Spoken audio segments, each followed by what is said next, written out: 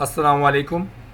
Chapter number 2 review हमने start किया है और रिव्यू का पार्ट 1 हम कर चुके हैं। आज हम डिस्कस करेंगे रिव्यू पार्ट 2, जिसमें हम टिक द राइट आंसर को सिलेक्ट करेंगे, जिसको आप आसान अल्फाज में MCQs कहते हैं।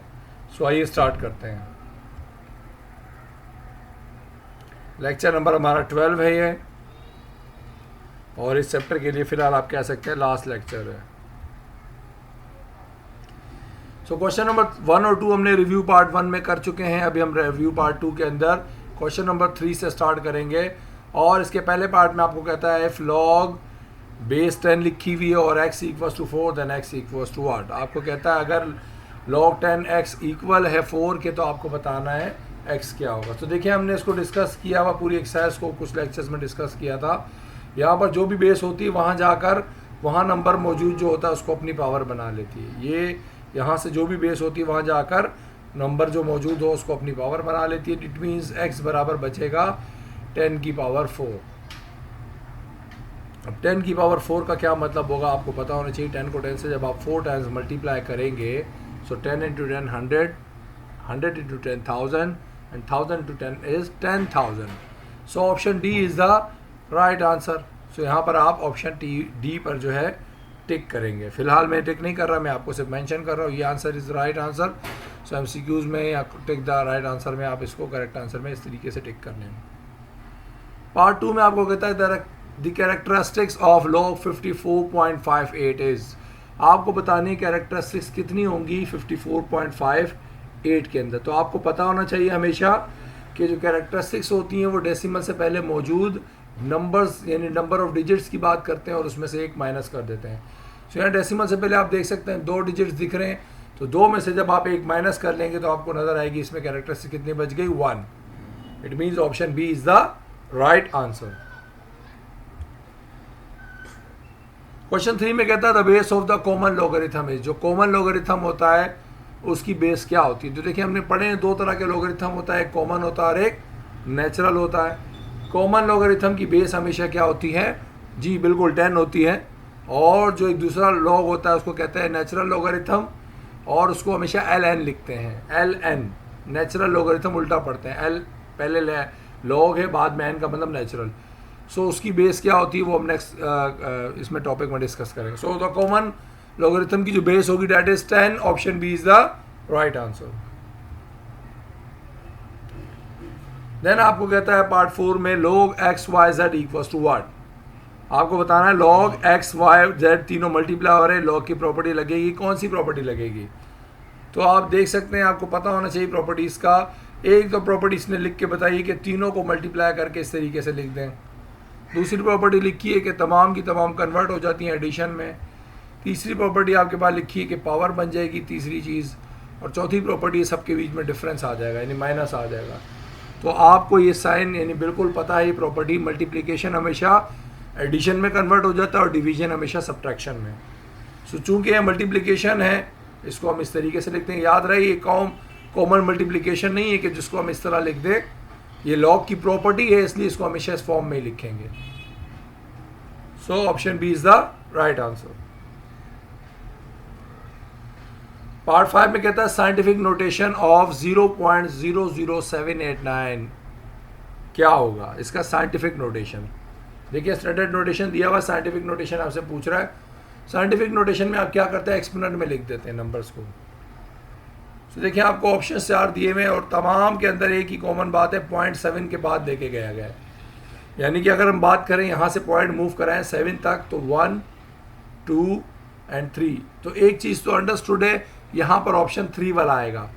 अब वो चाहे प्लस का 3 आए चाहे माइनस का 3 आए, तो एक चीज़ तो तय है, ऑप्शन ए और ऑप्शन सी जो है ख़त्म हो गया आपके पास। आपके पास सिर्फ 2 ऑप्शन है जिसमें से आपको सही करेक्ट जो है चूज़ करना है। सो हमने इस बात को डिस्कस किया है कि जब भी हम पॉइंट को इन डेसिमल को राइट साइड पर जब भी लेके जाते हैं, पावर हमेशा सब्ट्रैक्ट होती है, माइनस में आती है हमेशा। पावर हमेशा क्या हो जाती है, सब्ट्रैक्ट हो जाती है जब भी हम राइट की तरफ मूव कराते हैं अपने डेसिमल को। सो चूंकि यहाँ पर पॉइंट राइट साइड पर मूव हुआ है, इट मीन्स पावर नेगेटिव आएगी और 3 बार टाइम्स मूव हुआ इसलिए 3। So option B is the right answer. Then 6 में कहता है log x equals to 2 then x equals to 1। अब देखिए यहाँ पर एक तो आपको ये कह लें, कुछ बच्चे इसको सोच रहे हैं कि बुक में गलत है।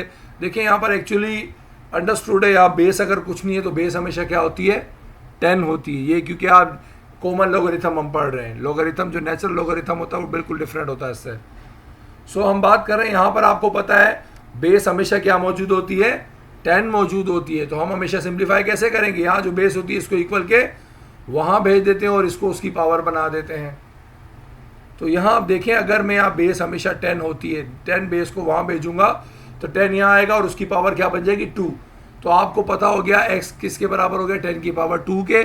10 की पावर 2 का मतलब 20 या 200 या 2 डिवाइड बाई 10 कभी भी नहीं हो सकता। 10 की पावर 2 का मतलब 10 को 10 से मल्टीप्लाई कर दें, 10 को 10 से मल्टीप्लाई करेंगे, आंसर आ जाएगा 100। सो option D is the right answer. 7th की बात करते हैं, इससे मिलता जुलता। log 2 बेस लिखी हुई है और 8 इक्वल्स टू x लिखा हुआ है। अब हम बात करते हैं यहाँ पर x की वैल्यू क्या होगी। तो देखिए आपको पता होना चाहिए 2 की बेस, ये 2 यहाँ वहाँ जाकर क्या करेगा, 2 की पावर x बन जाएगा, क्योंकि जो भी जाता है वहाँ जाकर उसको अपनी पावर बना लेता है। सो ही कुछ बनेगा log 8 इक्वल्स टू 2 की पावर x। अब आपको बताना x क्या होगा। तो देखिए आपको पता है 2 की पावर x का मतलब 2 की पावर क्या लगाए कि वो 8 बन जाए। तो आपको पता है 2 की पावर 3 क्या होती है, 8 होती है, यानी 2 2 4, 4 2 8। इसका मतलब अगर मैं 2 की पावर 3 लगा दूंगा तो आंसर आ जाएगा 8। सो आपसे वही पूछा था कि x क्या होगा, यानी 2 की पावर x क्या होगी। सो आपके पास option B is the correct answer. अब हम बात करते हैं 8th प्रॉब्लम की। 8 देखें बिल्कुल आ गई जो शुरू में हमने डिस्कस की थी फर्स्ट सेकंड नंबर पर, और उसमें हमने बात की थी 2 तरह के लोगरिथम होते हैं, एक नेचुरल लोगरिथम और एक कॉमन लोगरिथम है। कॉमन लोगरिथम की बेस हमेशा क्या होती थी, 10 होती थी, आपको याद है। और बचा नेचुरल लोगरिथम। तो देखिए आपको हमेशा याद रखना है नेचुरल लोगरिथम की बेस हमेशा ई होती है। ई का मतलब होता है एक्सपोनेंशियल फंक्शन, ये स्मॉल ई होता है। सो नेचुरल लोगरिथम की बेस हमेशा क्या होती है, एक्सपोनेंशियल फंक्शन होती है। So option B is the right answer. बात करते हैं 9th वाले को, और 9th में आपको कहता है 3 की power 5 equals to 2 4 3 can be written in logarithmic form. अब लॉगरिथमिक फॉर्म में आपको इसको लिख के बताना है, ये एक्सपोनेंशियल फॉर्म में दिया हुआ है। लॉगरिथमिक फॉर्म में लिखने के लिए क्या करते हैं, हमने कुछ इसकी एक्सरसाइज भी डिस्कस की है, एक जनरल सी ट्रिक डिस्कस कर लेते हैं फिलहाल।